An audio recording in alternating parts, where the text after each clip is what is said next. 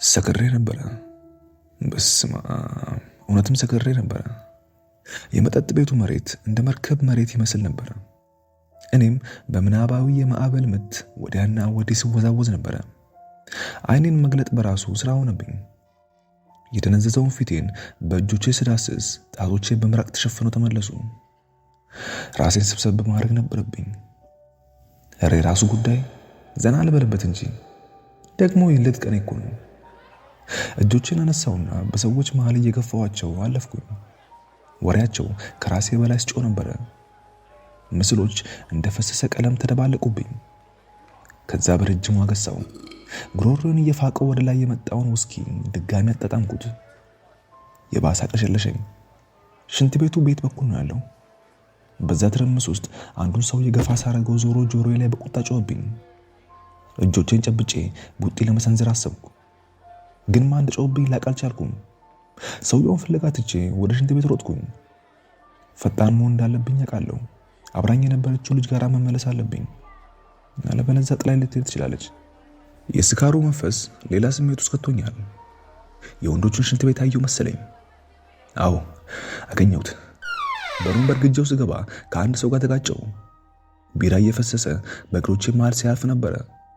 ከዛ በኋላ ሽንት መሽኛው ፊት ለፊት ቆምኩና ቁልፌን ፈትቼ ፊኛዬን አጸዳው። ደስ የሚል የፎታ ስሜት ተሰማኝ። የምደርስ አልመሰለኝም ነበረ። እያራገፍኩ እያለሁ አንድ እጅ ትከሻዬን ይዞኝ ሲያዞረኝ ተሰማኝ። አንድ ፊት ወደ እይታዬ መጣ። የተቆጣ ፊት እየጮህብኝ ነበረ። ቢራውን ስላስደፋሁት የሆነ ነገር ይላል። እኔም ሰውየው በጣም ወደፊቴ እንደቀረበኝና ወደ ኋላ እንድጠጋ ነገርኩት። ንግግሬ በጣም ያበገነው መሰለኝ። ሸሚዝን ጨበጠው። በንዴት ሲናገር ምራቁን ፊቴ ላይ ሲያዘንበው ነበረ። ኧረ የራሱ ጉዳይ ምን አባቱ ነው። ግንባሬን ካፍንጫው ጋር አገጠምኩ። ዝም አለ። ፊቱን ሸፍኖ ጮኸ። የገረመኝ ነገር የተረፈውን ቢራውን ጭምር መሬት ላይ ጥሎ ነበረ። ሽንት ቤት ውስጥ አብረው የነበሩት ሰዎች በስካር ስሜት በደስታ ጮሁ። ሰውየው ያገገሙ ከማጥቃቱ በፊት አንገቱን ይዤ ከግድግዳው ጋር አጋጨሁት። ድጋሚ ጮኸ። ወደ ጆሮ ጠጋ ብዬ በሚኮላተፍና በቁጣ ድምፅ ድጋሚ እንዳትነካኝ አልኩት። የሰውየው ፊት ላይ የነበረው የንዴት ስሜት ሲጠፋ ስመለከተው ያኔ ለቀቅኩት። ከዛ ሽንት ቤቱንና አድናቂዎችን ትቼ እየተሰናከልኩ ወደ መንበሬ ተመለስኩ። ሙዚቃው ይጮህ ነበረ። ሰውነቴ በሙሉ በሙዚቃው ድምፅ ይመታ ነበረ። ይህም የማቅለሽለሽ ስሜት ፈጠረብኝ። ወይኔ ጉዴ! ማስመለስ ረስቼ ነበረ። ጊዜ ግን የለኝም። ወደዛች ልጅ መመለስ ነበረብኝ። እሷን ትቼ ወደ መጣሁበት ቦታ በላብ የተጠመቁ ሰካራም ወጣቶች መካከል የተሽለኮለኩ አለፍኩኝ። ሰውነቴ ሲግል ይሰማኛል። እያመመኝ ያለው መሰለኝ። ልጅቷ ግን የለችም። ስሟን እንኳን አልጠየቅኳትም። ስልኳን ብቀበላት ምን አለበት? የቀረኝን ቢራ ጨልጬ ጨርሼ ወደ ቤቴ ተመለስኩ።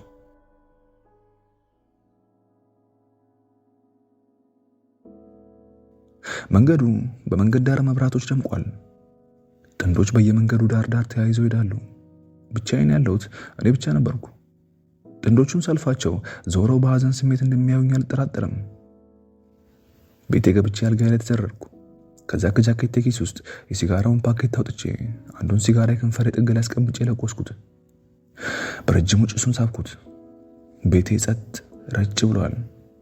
ጸጥታው ጀርባዬን ሲጫነው ይሰማኛል። አሁንም ሲጋራው አልለቀኝም፣ ግን ሲጋራው በትንሹ ጭንቅላቴን እያጠራልኝ ነው። ጭሱን ወደ ውጪ መስኮቱ በኩል ሳስወጣ ነበረ። ለምን ግን ጥላኝ ሄደች? ምን አስቤ ነው ጥያት ሄድኩት? አይኖቼን ጨፈንኩ። ጥፋት እንዳጠፋ ታወቀኝ። ሞኝ ነኝ፣ በጣም ሞኝ። ጥሩ ልጅ ነበረች እኮ።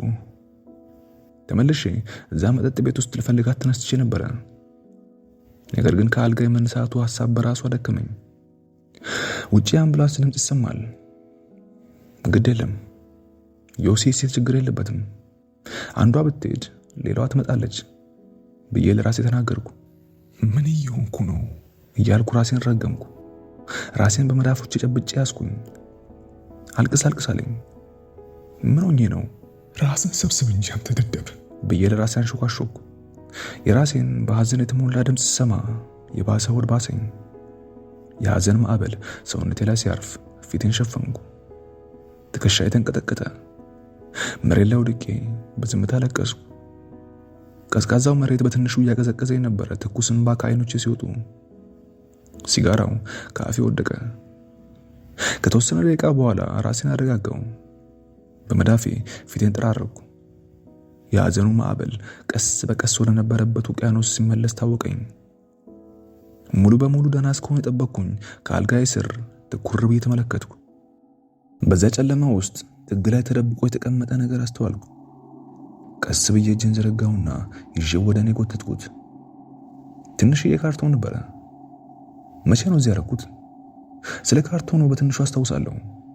ነገር ግን የጊዜ ብዛት ትዝታዬን አደብዝዞታል። እንደምንም ቀና ብዬ ተቀመጥኩና ካርቶኑን እግሮቼ ላይ አስቀመጥኩ። ሌላ ሲጋራ ፈልጌ ከለኮስኩ በኋላ የካርቶኑን ክዳን አነሳው። ውስጡ ያለው ነገር ላይ ትኩር ብዬ ተመለከትኩ። ደሜ ሲቀዘቅዝ ተሰማኝ። ኤርፎን ነበረ። እዛ ካርቶን ውስጥ ለመርሳት የጣርኩት የታሪክ ማስታወሻዬ ብቻውን ተቀምጧል። ስላየሁት ብቻ ውስጤ ሲረበሽ ተሰማኝ። ለመጨረሻ ጊዜ ካየሁት ምን ያህል ጊዜ ሆነኝ? እና ለምንድን ነው አብሮኝ ያለው? ያን ትዝታ ነፋስ በትንሹ ለመያዝ ሞከርኩ። ከዛ ቤት ስንወጣ ኤርፎኑ ልጥለው አስቤ ነበረ። ነገር ግን የሆነ ነገር እንዳላረገው ነግሮኝ ነበረ። ከዓመታት በፊት የተፈጠረው ነገር ትዝ አለኝ። ያ ቅዠት በእውኑ ዓለም የተፈጠረ ነገር እንጂ ህልም እንዳልነበረ ማስረጃ አለኝ። አዎ አስታውሻለሁ። እነዚያ አስቀያሚ ምሽቶች ብቻዬን ጤንነቴን እስክጠራጠር ድረስ። ምክንያቱም ልጅ እያለሁ የተፈጠረብኝን ነገር እንዴት እውነት ሊሆን ይችላል? ያጋጠሙኝ አሰቃቂ የቅዠት ህልሞች፣ መገላበጤ፣ የቀዘቀዘው ላብና ጩኸት፣ ከድንጋጤዎች ስነቃ ደግሞ የማስታወስ ችሎታዬን ስጠራጠረው ነበረ። አዎ ሁሉም ነገር የተመለሰ ነው። አልጠፋም ነበረ። በጭንቅላቴ ውስጥ የሆነ ቦታ ተደብቆ ነበረ። እና አሁን ላይ ይህን ማስረጃ ትኩር ብዬ ስመለከት ሁሉም ነገር በትክክል እንደተከሰተ አወቅኩኝ። ቶሚ ታፊ እውነት እንደነበረ አወቅኩ። ኤርፎኑ ወደ ካርቶኑ መልሼ ከተቼ ካርቶኑን አልጋዬ ስር ገፋሁት። ራሴ ይዞር ነበረ። ስካሩ ብቻ አልነበረም። እንደምንም ተነሳውና ወደ ዕቃ ቤት አመራው። መብራቶቹን ማብራት እንኳን አልፈለኩም። የአረቄ ጠርሙሱን አንስቼ የተወሰነ ብርጭቆ ውስጥ ቀዳው። በአንድ ትንፋሽ ጨለጥኩት። ሆዴም ሲቆጣኝ ነበረ። ሌላ ጨመርኩበት። ከዛ ሳሎን ወጥቼ ወደ ሶፋው ሄድኩኝ። ሊያስመልሰኝ የደረሰ መሰለኝ፣ ግን ወደ ኋላ ተደግፌ አይኖችን ጨፈንኩ።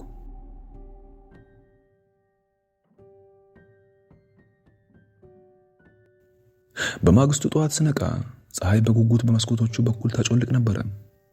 ራሴን በመዶሻ የተመታው ያህል ይሰማኝ ነበረ። የስሜት ሕዋሶቼ እንዲረጋጉ ትንሽ ጠብቄ ምራቄን መሬቱ ላይ ተፋው። እያቃሰትኩ ተነሳውና ወደ መኝታ ቤት ያመራው። ከዛ ከተጨማደደው ፓኬት ውስጥ ሲጋራ አውጥቼ ቁርሴን ሲጋራውን ጭስ ተመገብኩ። ሰዓቱን ስመለከተው ከጠዋቱ 3 ሰዓት አልፎ ነበረ። ዛሬ ስራ አልነበረኝም። ነገር ግን ቤት የመቆየቱ ሐሳብ እጅግ በጣም አስጨናቂ ነበረ። ስልኬን አውጥቼ መልእክቶችን ስመለከት ቢኒያም መልካም ልደት ብሎኝ መልእክት ልኮልኝ እንደነበር አየው። በደነዘዘ ስሜት ስልኬን ትኩር ብዬ ተመለከትኩ። ለአንድ ሰው መደወል ነበረብኝ። ከአንድ ሰው ጋር ማውራት አለብኝ። በትከሻዬ ላይ አንድ መንፈስ እንዳለ ይሰማኛል። ብቸኝነቴ ደግሞ ይበልጥ ይህንን መንፈስ ወደ እይታ እንደሚያመጣው አውቃለሁ። ዛሬ ያንን መቋቋም አልችልም። ድጋሚ አላረገውም። ምን እያደረኩ እንዳለው እንኳን በትክክል ሳላውቀው ወደ አባቴ ደወልኩ። ስልኩ ለጊዜ እንደጠራ አነሳው። ዮሲ? ድምፁ በትንሹም ቢሆን አረጋጋኝ። ሄሎ አባ አልኩኝ በዝግታ። ለተወሰኑ ሴኮንዶች ዝምታ ሰፈነ። ከዛ እንዴት ነህ ልጄ? ከተያየን ቆየን እኮ። ከዛ ዝም ካለ በኋላ ናፍቀከናል ዮሲ፣ እናትም ናፍቀሃለች አለኝ። አይኖችን ጨፈንኩ። ደህና ነኝ። እናንተ እንዴት ናችሁ? እማስ እንዴት ናት? ጠየቅኩት። የውሸት ተስፋ በተሞላበት አነጋገር እየኖርን ነው። እያንዳንዱን ቀን እንደምንም እያለፍን ነው። ደህና ነን ዮሲ፣ እኛ ደህና ነን። ዛሬ ቁርስ አብረን ብንበላ ምን ይመስላል? ይመቻል እንዴ? ብዬ ጠየቅኩት፣ ደስታ በተሞላበት ድምፅ። አዎ በደንብ ይመቸኛል። እናት ግን የሆነ ቦታ ወጣ ብላለች። አንዱ ቦታ ብንገናኝ ደስ ይለኛል። አሪፍ። የት እናድርገው? ጠየቅኩት። ያቺ የተለመደችው ቦታ እንገናኝ። እሺ አባ። በጣም ጥሩ። ከአንድ ሰዓት በኋላ እንገናኝ። በቃ ከአንድ ሰዓት በኋላ እንገናኝ። እሺ። አመሰግናለሁ አባ ብዬ በዝግታ ተናገርኩ። እሱ ግን ስልኩን ዘግቶት ነበረ። ስልኩን አስቀምጬው ከአልጋዬ ጫፍ ላይ ተቀመጥኩ። ሌላ ሲጋራ ጨስኩኝ። ከዛ ከአልጋ የተነሳውና ወደ ሽንት ቤት አመራው። በመስታወቱ ውስጥ ተመለከትኩ። ያየሁት ነገር ግን አልተመቸኝም። ሻወር ከመግባቴ በፊት ጺሜን ተላጨውና ጥርሴን ታጠብኩኝ።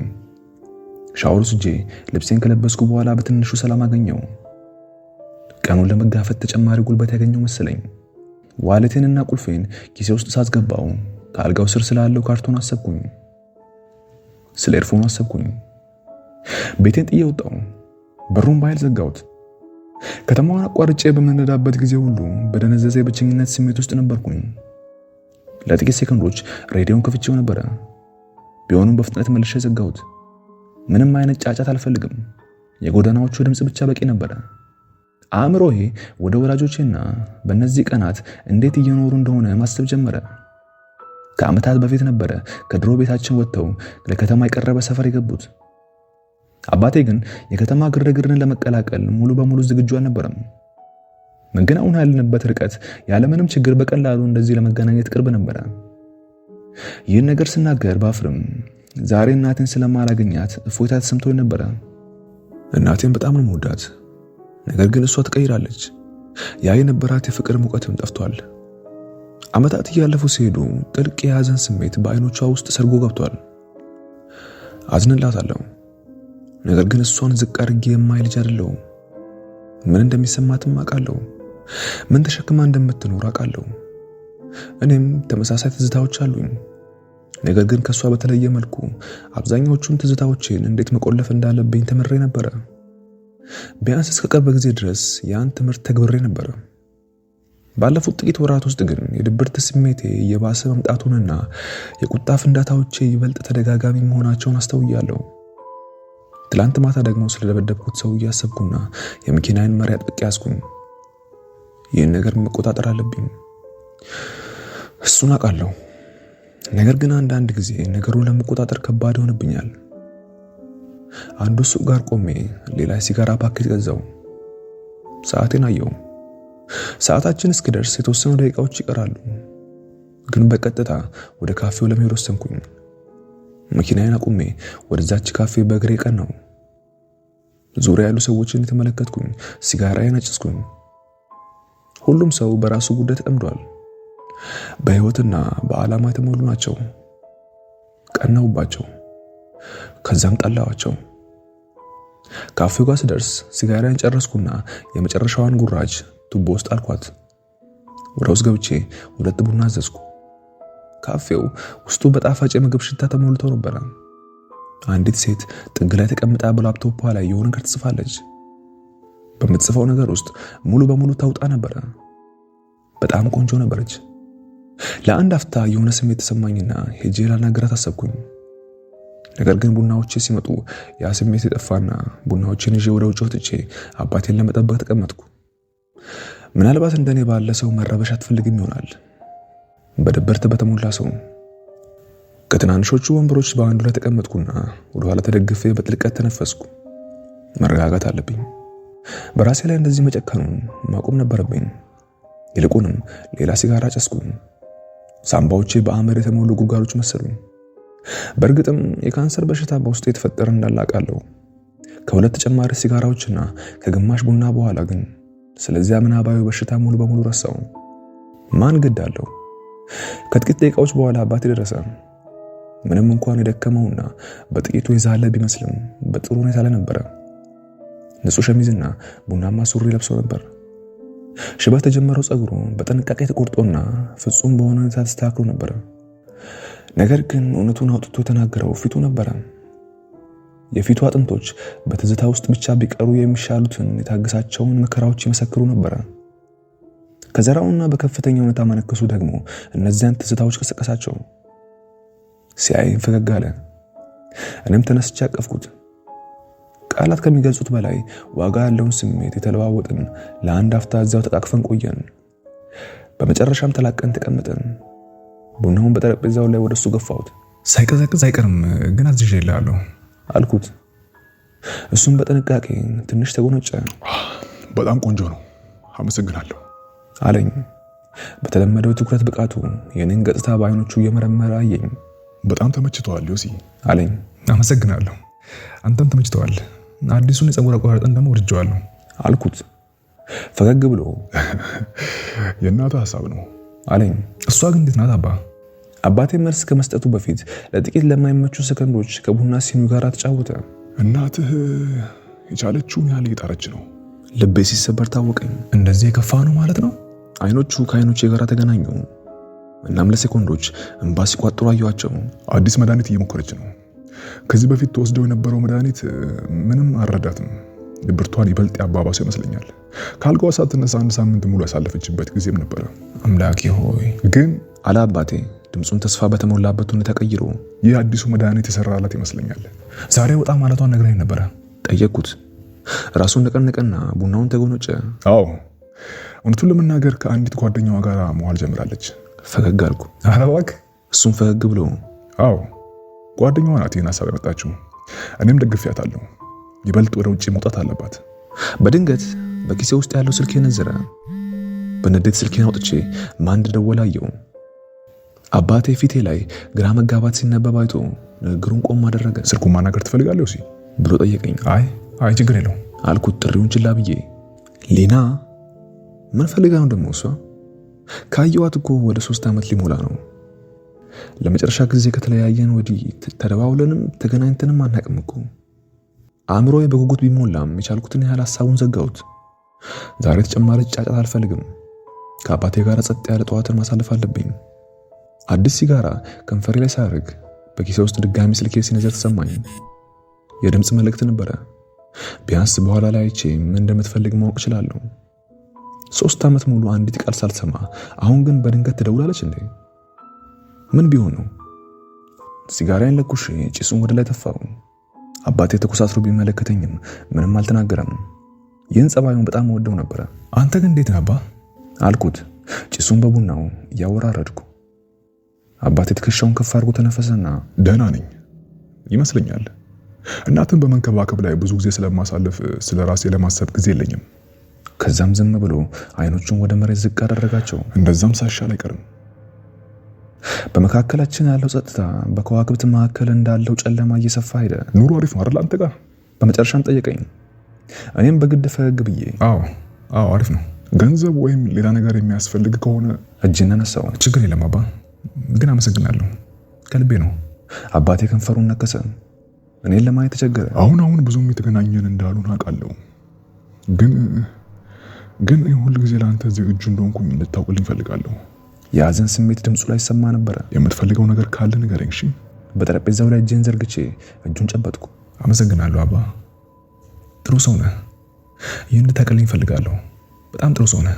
አባቴ አይኖቹ በእንባ ተሞልተው ድምፁ የተንቀጠቀጠ መሆን እንደነበረብኝ ጥሩ አልነበርኩም አለ አባ።